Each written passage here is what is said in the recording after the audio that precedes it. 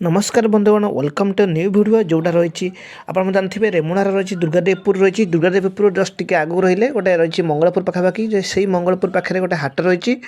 जोड़ा आज मुझे सहीपटे जाइए मोर थिला कुआमरा कॉलेज थिला रही मोर किसी कम था मोर गोटे एग्जाम थिला तो आसिया समय देखूँ ये रही जो कोबीटा देखिली तो कोबी रेट देखो 10 टଙ୍କା था गोटा कोबी 10 ଟଙ୍କା था तो तीनोटी आपने 20 ଟଙ୍କା पाखे रही तो देखूँ ये जो रही हाटटी बहुत सस्ता हाट आ पूरा नेचुराल भेजिटेबल्स रही जोटा कि पूरा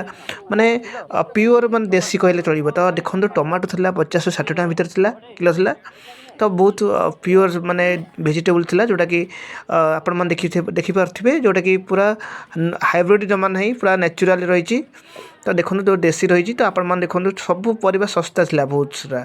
तो आपण मन देखो नेक्स्ट देखो तो यहाँ रही मंगलपुर हाट पाखापाखि मंगलपुर पाखापाखि गोटे हाट रही जोटा कि आप जानते काकुड़ी किलो था किलो 28 को 20 ଟଙ୍କା था जोटा आप देखिपारे ठीक अच्छे तापर देखूँ आउ रही बहुत सारा परिवा देखो मुझे बहुत सारा परिवा देखिली जोटा कि रही बैगण था पाखापाखि 40 ଟଙ୍କା पाखा 40-50 ଟଙ୍କା पाखापाखि था आप मतलब शुणी पार्थिबे एठारे तापर देखूँ केते बड़ हाट कि बहुत सस्ता परिवार रही जो आप जाइए निजे ही मत आनीपारे जोटि कि पूरा नेचुराल भेजिटेबल्स पाइबे आ घर ही माने निज घर चाष कर सब चाषी ठीक अच्छे देखूँ आपण मैंने जब से अंचल होते निहत आप लाइक करेंगे जदि आप बालेश्वर होते निहत भल भाव सेयार करेंगे देखूँ ये जो इन्फ्रास्ट्रक्चर रही आपण मैंने चाहिए भी जापरेंगे जमी आज सटरडे तो नेक्स्ट सटरडे आप जापरेंगे तो देखूँ यहाँ बहुत सस्ता परिवार रही जोटा आप निहत लाइक करेंगे देखला सेयार करेंगे और सब्सक्राइब कर रखिए देखो बैगण मत बहुत सस्ता था ये बैगण काकुड़ी मत बहुत सस्ता मिलूला जोटा मुझे शेष में आनिली कोबी आनी बहुत सारा कोबी नहीं आसली यहाँ आप देखिए ये कोबी था गोटा 20 ଟଙ୍କା तो आप देखो केते बड़ बड़ बंधा कोबी तो जोटा कि पत्र कोबी कहीपर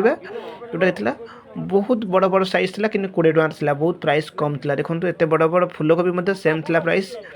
तो देखो शेष में मुझे आसती जोटा मुझे आनी कोबी देखो 3ଟି कोबी आपन कहते 3ଟି कोबी 20 ଟଙ୍କା 2ଟି ने 30 ଟଙ୍କା ये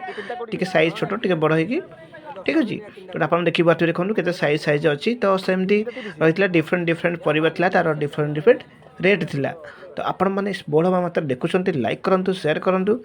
आ सब्सक्राइब कर रखु thank you for this watching.